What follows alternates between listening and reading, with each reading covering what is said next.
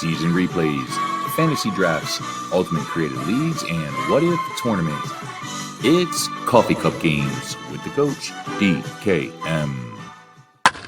Hey, this is Coach DK with Coffee Cup Games. Hope you guys are having a good one. Today we're going to do a battle of pitching juggernauts. Only one time in the history of baseball did two players actually tie for the Cy Young Award. And that happened in 1969 in the American League. And who were those two players? It was none other than Detroit's Denny McLain and the Baltimore Orioles' Mike Cuellar, who's probably the most superstitious player ever in baseball history. In 1969, Denny McLain led the Detroit Tigers by going 24-9 in 41 games started and having a 2.80 ERA. He pitched 325 innings. He had allowed 288 hits, walked 67, and struck out 181 batters. Mike Cuellar from the Baltimore Orioles led his team all the way to the American League East title. He went 23-11, starting 39 games, and had a 2.38 ERA. He pitched 291 innings, allowed 213 hits, walked 79 batters, and struck out 182. So in this episode, we're going to have a battle between the Detroit Tigers of 1969 and the 1969 Baltimore Orioles, who represented the American League in the World Series. Unfortunately, they lost 4-1 to the New York Mets. But first, before we jump into the game, let's see the starting lineups. For the Detroit Tigers, center fielder Stanley will be leading off, followed by Tresh, the shortstop. Al Kaline, the right fielder, will be batting third, and then Norm Cash, the first baseman, will be in the cleanup spot. Willie Horton, the left fielder, batting fifth. The catcher, Freehan, will be batting sixth. Wirt, the third baseman, batting seventh. Brown, the second baseman, will be batting eighth, and because there was no DH in 1969, Denny McLain, the pitcher, will be batting ninth for the 1969 Baltimore Orioles. Buford, the left fielder, will be leading off, followed by the center fielder, Blair. Boog Powell, the first baseman, will be batting third, followed by Frank Robinson, the right fielder, and then Brooks Robertson, the third baseman. Davey Johnson, the second baseman, will be batting sixth. Hendricks, the catcher, batting seventh. Bellinger, the shortstop, batting eighth. And Cuellar, the pitcher, will be batting ninth. So let's go ahead and determine who should have won the American League Cy Young Award in 1969 as we battle between the Detroit Tigers and the Baltimore Orioles. But before we jump into the action, go ahead, do me a favor, please like the video. I would really appreciate if you guys would subscribe to the channel, so go ahead, hit that little subscribe button. And of course, leave any comments. I'd love to be able to answer any questions or hear any suggestions that you may have. But with that being said, let's now finally determine who was the most deserving player for the 1969 American League Cy Young Award.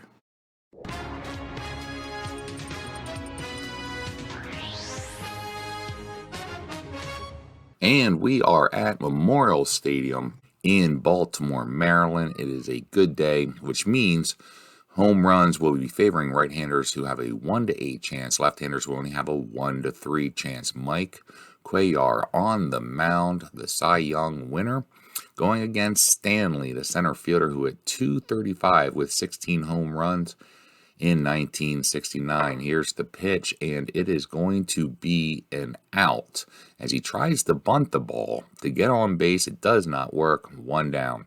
Here's Tresh, the shortstop, hit only .211 in 1969. Here's the pitch, and he needs a 1-14 for a triple. He gets a 10, so this is going to go over the head of Blair. And Tresh is going to end up on third base with a triple, bringing up Al Kaline, who had .272 with 21 home runs. And now here, let's see what he does. And he's going to be struck out. Mike Cuellar with the first strikeout of the day with a runner on third base. And now Norm Cash is up. He hit .266 with 22 home runs. And he's going to be struck out as Mike Cuellar shows why he was a Cy Young winner, getting out of trouble after a triple with one out. Strikeouts the next two batters. Bottom of the first, Denny McLain on the mound going against Buford, the left fielder. He hit .291. He had 11 home runs in 1969. Here's the pitch, and he ground ball to second base, and that's going to be one down. And now Blair, the center fielder, is up. He hit 285 with 26 home runs. And so let's see what he can do. He needs a 1-3 for a home run, but it's going to be a 16. So that's going to be a long fly ball. That will be an out. And now Boog Powell is up at 304. 37 home runs, one of his best seasons in his career. Let's see what he can do. And he needs a 1-12. He's going to get a 2, so that's going to be good enough for a single. Frank Robinson up the bat. He hit 308 in 69 with 32 home runs. Boog Powell at first base. Here's the pitch. And he's a 1-13. He's going to get a 4, so that is going to be a single. Boog Powell has a chance to go to third, only 1-7, 35% chance, so we are not going to send him. So runners on first and second. And now Hall of Famer Brooks Robinson is up, the third baseman. He had a measly average at 213, but he did have 23 home runs. Runners on first and second, 2 down. Here's the pitch, and it's going to be just a bit outside. A wild pitch by Denny McLain, moving the runners to second and third. So he has a chance with 2 runners in scoring position, and he is going to hit a line ball to third base. Go! And Wirt is going to take that one in for the third out. Top of the second, Cuellar on the mound going against the left fielder Horton. He had 28 home runs leading the team, and he's going to be struck out. The third straight strikeout for Mike Cuellar. 1 down. Here is Freehan, the catcher, and a 4th straight strikeout. Damn! He is just mowing them down right now. And now Wirt, the third baseman's up. He had 229 with 14 home runs. He's going to line out the short, so at least he got contact on the ball for the third out after 4 straight strikeouts. And that's going to be the end of the top of the second. Bottom of the second, Davey Johnson, the future manager, is up. The second baseman hit 280 with 7 home runs. And he is going to hit a ground ball to Tresh. He's going to have to make a play. Tresh does. And that's going to be 1 down. Here is Hendricks, the catcher. He had 244 with 12 home runs. And he's going to hit a fly ball to Stanley in center field. Stanley, a great defender, is easily going to get to that one. That's going to be an out. And now Bellinger is up. The shortstop hit 287. And he's going to hit a ground ball to Brown, who's not a very good defender, but he does make a great play here to end the inning. 1-2-3. We now go into the top of the third with a 0-0 tie ball game. And now Brown, the second baseman's up. And he needs a 1-14. It is going to be a 15. So it's going to go all the way back to the wall, off the wall. It's going to be good enough for a triple. And now Denny McLain, the pitcher, is up because it's 1969. They do not have a DH rule yet. And so Denny McLain has a chance with 0 outs to knock in a first run and help himself out. He's going to bunt. And he does do a suicide squeeze that works. And that is going to get us the first run as McLain gets the RBI on the suicide squeeze, knocking in Brown after the triple. Cuellar now goes against Stanley with clear bases. Stanley, the leadoff man, is going to need a 1-9. He's going to get a 5, so this is going to be a double. You're a stupid head. As he hits it in the left center gap, he easily gets in the second. So right now, Cuellar, after starting off very, very good, is struggling in this inning. Tresh is up. He had a triple his last at bat. He's going to hit a ground ball to Bellinger, who's going to keep Stanley at second and then get the out at first for 2 down. Here's K-Line. Now K-Line is going to hit a ground ball back to Cuellar. An easy ball. He tosses it over to first for the third out. But Detroit does get a run in the top of the third after a triple and then a suicide squeeze. Mike Cuellar at bat, the pitcher. Denny McLain on the mound. Battle of the Cy Young Award winners. And Cuellar is going to hit a ground ball to Brown for the first out. Now the leadoff man, Buford, is up. He needs a 1-7. He's going to get a 14. So it's going to be a long fly ball, but K-Line's able to get there for the second out. And now Blair is up, and he's going to be strikeout. The first strikeout, I believe, for Denny McLain. So at the end of 3, it is Detroit leads 1-0. Detroit has 1 run on 3 hits, has not committed an error. Baltimore has 0 runs, 2 hits, And they also have not committed an error. Top of the fourth, Norm Cash to lead off, the first baseman. And he is going to draw a walk to start off the fourth inning. And now Horton is up. He's going to hit a ground ball to Johnson at second. He's going to toss it over to Bellinger. And that's going to be a double play as he gets it to Powell in time for a 4-6-3 double play. And now Freehan is up, the catcher. And he needs a 1-4. He's going to get 11. So it's going to be a ground ball to Bellinger. And that is going to be the third out. So 3 up, 3 down, even though they did get on base with a walk. And now we go to the bottom of the fourth with Boog Powell, the 3, 4, and 5 hitters coming up. And Boog Powell is going to draw a walk. And here is Frank Robinson. Frank Robinson is going to also draw a walk. So runners on first and second after McLain starts off his top of the fourth, struggling. And now here's Brooks Robinson. He had a lot of power, and he is going to hit a foul ball at Wirt is going to go over there and get. So that's going to be 1 down, and now Davy Johnson's up. Davy Johnson's going to hit a ground ball to Tresh. He's going to throw it to second over to first for a 4-6-3 inning-ending double play. As the defense comes through to help out McLain, top of the fifth, here is Wirt. Wirt, it needs a 1-3. He's going to get a 6, so it will be good enough for a single to start off the top of the fifth. And now here's Brown, who had a triple his last at bat. He's going to draw a walk. So runners on first and second right off the bat. Denny McLain up. He is going to try to bunt. He does. And so he sacrifices himself. And now Stanley is up. 16 home runs. He has a ground out and a double. We are thinking about walking him, but we are not. And he is going to get a single as he lays down a bunt. So he lays down a bunt. Wirt scores from third as the defense was caught off guard. And that's going to be their second run. And now Tresh is up. He had a triple in the early innings. And this time he's going to be strikeout. So another strikeout for Mike Cuellar. And now Al Kaline is up. He needs a 1-12. He's going to get a 10. So a single into center field is going to score another run, 2 runs in the fifth inning. And now Norm Cash is up, but a passed ball as it gets by Hendricks. So runners on second and third. And Norm Cash is going to hit a pop-up that the catcher is able to get. Hendricks able to pull this one after letting a pass ball go by. But Detroit adds 2 more runs in the inning to now have a 3-0 lead. Hendricks is up, the catcher, the 7, 8, 9 hitters. He's going to start off with a fly ball to Al Kaline, routine ball. Kaline barely has to move. That's going to be 1 down. And here's Bellinger. He's going to hit the ball, pull this one in the left field.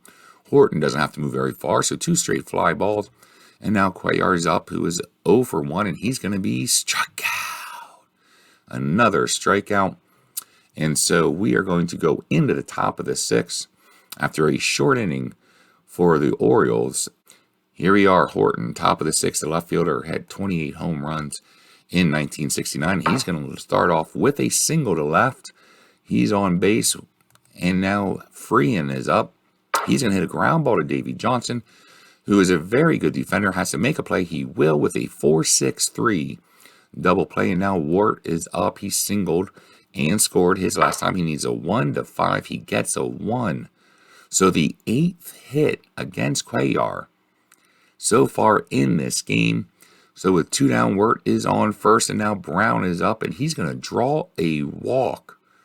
Runners on first and second, and now Denny McLain, who has twice bunted, once in a suicide squeeze, the other one a sacrifice bunt, just advance runners. Now he's actually going to have to swing his bat. He needs a 1-12, and he gets a single. How embarrassing. How embarrassing. So Denny McLain doing everything he can to help his team out in this one, as the bases are loaded for Mickey Stanley, who has a double and a single. Mike Cuellar struggling in this one, and he is going to get Stanley to hit a ground ball to Brooks Robinson, who's able to make a play and throw out the runner at second base. That is going to end the inning, but Detroit was definitely pushing in the 6th inning. And we now enter in the bottom of the 6th. Orioles, their powerful offense, struggling in this one so far with only 2 hits. And here's the top of the order, Buford, and he's going to lead off with a single into right field. We need to get runners. We need to do something here. He's going to try to get a lead. He does get a good jump, and he's going to steal second base. Now Blair is up. He's 0 for 2. He's going to be strikeout. So now we go to our number 3 hitter, Boog Powell. He had 304 with 37 home runs. We need him to come through. He has a single and a walk so far. And he's going to be strikeout. Oh, idiot. 2 strikeouts in a row after Buford gets a single and a stolen base. And now Frank Robinson is up. And he needs a 1-12. He's going to get a single, but it's going to be too shallow that Buford is not able to score. So runners at the corners, Brooks Robinson up with 2 down. See if we can get a run here, and he needs a 1. He doesn't get it. He gets a 3. So it will score a run. We are not going to send Frank Robinson over to third, as it was only a 1-11 chance. But we do get a run, and now Davy Johnson's up. He has 2 ground outs, one of which was a double play. And he's going to again hit a ground ball back to McLain to end the inning. But Baltimore gets on the board, so after 6, Detroit leads this one 3-1. They have 3 runs on 9 hits, has not committed an error. Baltimore has 1 run on 5 hits, and they too have not committed an error. Top of the 7th, Tresh is up. He had a triple back in the first inning. He's going to lead off with a single to right field. And so with no outs, they again get a runner to lead off. And now Al Kaline's up. He's going to hit a ground ball to Johnson, who has to move to his left, takes the easy out at first. Tresh advances to second. And now Norm Cash is up. Cash is going to hit a fly ball to Buford in left field. Buford charges, makes the play. That's going to be an out. So with 2 down, runner on second, here's Horton. He had a single his last at bat. He's going to hit a ground ball to Davy Johnson. And Davy Johnson makes a good defensive play to end the inning. And so now we go into the bottom of the 7th. And Hendricks is up, the catcher. Hendricks is going to pop up to first base to Norm Cash. That's going to be 1 down. Here's Bellinger. Bellinger is going to hit a fly ball to right field. That's going to be an easy routine play for Kaline. And now Cuellar is up, thinking about giving him a break, but we are not, as he hits a ground ball to Tresh. Tresh has to make a play, and he does make a nice defensive play. So that's an easy 1-2-3 inning. And now Cuellar is on the mound going into the top of the 8th against Freehan. Freehan is 0 for 3 today, and he needs a 1-7. He's going to get a 9, so good roll for us, as he has a line drive to Bellinger. And now Word is up. He is 2 for 3. He needs a 1-9. It's going to be a 10. It is a possible home run, and we roll a 16. Give me that! Oh, yes! So fortunate for us, Blair gets there and robs a home run My man! with an amazing defensive play. All right, sorry to interrupt, but I got to share this story. A little note of interest. Growing up in Lancaster, PA, we used to go to games at Vet Stadium in Philadelphia and Memorial Stadium in Baltimore. There were a couple people that went to our church who were die-hard Oriole fans. They actually named their first son Brooks after Brooks Robinson. But the very first game I ever remember going to at Memorial Stadium, one of the Orioles hit a shot in the left center that everyone thought for sure was going to be a home run. But unfortunately, the center fielder went out there and robbed the home run, jumping, I swear, like 20 feet in the air in my memory as a kid. But regardless, I remember the very first game I went to at Memorial Stadium, there was a robbed home run in left center, just like we just had in this replay. And now with 2 down, here is Blair. He had a triple in the 3rd inning. He has walked his last 2 at-bats. He needs a 1-7. He's going to get a 3. So that is going to be good enough for a double. And now McLain is up. They are going to let him hit. He had a single his last at bat. He has 2 sacrifice bunts, and he's going to hit a ground ball back to the pitcher at the end of the inning, as they are going to leave the Cy Young winner in the game, even with a runner in scoring position. So Denny McLain back on the mound. Bottom of the 8th, Buford is up. He is 1 for 3. He's going to start off with a ground ball to Cash at first. That's going to be 1 down, and now Blair is up. He is yet to get on base. He needs a 1-7. He gets a 1, so it's going to be a ground ball that gets through the infield. So he is on base, and we are going to try to see if we can get a good jump here, a good lead. We do not. Still has a 45% chance. We're not going to risk it. And so here's Boog Powell. He's 1 for 2. He has a walk. He's going to pop out to first to cash.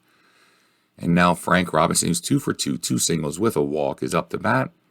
He hits a fly ball to K-Line in right field. K-Line is going to have to make a play, and he will. Disappointed! That's going to end the inning as we now go into the top of the 9th. Cuellar, well over his pitch count, is up. If he gets into any kind of trouble, we probably will bring in a relief pitcher. Here is Mickey Stanley, who's 2 for 4. He's going to hit a ground ball to Johnson, and Johnson makes a great play and throws out Stanley. Tresh is up. He's 2 for 4 with a triple in the first, a single in the 7th.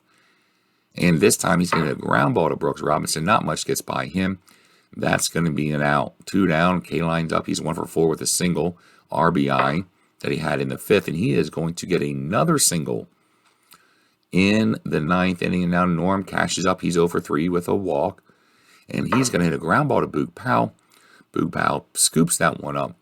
Tosses to Cuellar covering first. And that's going to end the inning as we now go into the bottom of the 9th. Denny McLain going for a complete game, and Brooks Robinson is up. Hit 234, and he's going to be strikeout by Denny McLain. Man, 1 down. Davey Johnson, who's 0 for 3 with 3 groundouts, is up. He's going to hit a fly ball, so this one at least gets out of the infield, but it will be easily grabbed by the center fielder Stanley for 2 down, and now Hendricks is up. He is 0 for 3 in this one. And he's going to hit a fly ball to K-Line and right, and that's going to end the game. So in this one, Detroit Tigers of 1969 beat the Baltimore Orioles 3-1, as Detroit has 3 runs on 12 hits without committing an error, and Baltimore unfortunately only had 1 run, only gets 6 hits, and they too do not commit an error. But in this one, it looks like Denny McLain was the better pitcher over his Cy Young counterpart, Mike Cuellar. There you go. The battle between the 1969 American League Cy Young co-winners, the only time in Major League Baseball history that 2 players shared the Cy Young Award. We have Denny McLain of the Detroit Tigers winning against Mike Cuellar of the Baltimore Orioles as Detroit wins 3-1. Hope you guys enjoyed this one. Denny McLain, Mike Cuellar, both great pitchers. Always enjoy doing kind of matchups like this where you get to battle it out and see who would win in a head-to-head matchup. So hopefully you guys enjoyed it. Just real quick, don't forget to like the video, subscribe to the channel, leave a comment for future content or ideas that you might have. But until next time, this is Coach DK. Have a good one. Bye.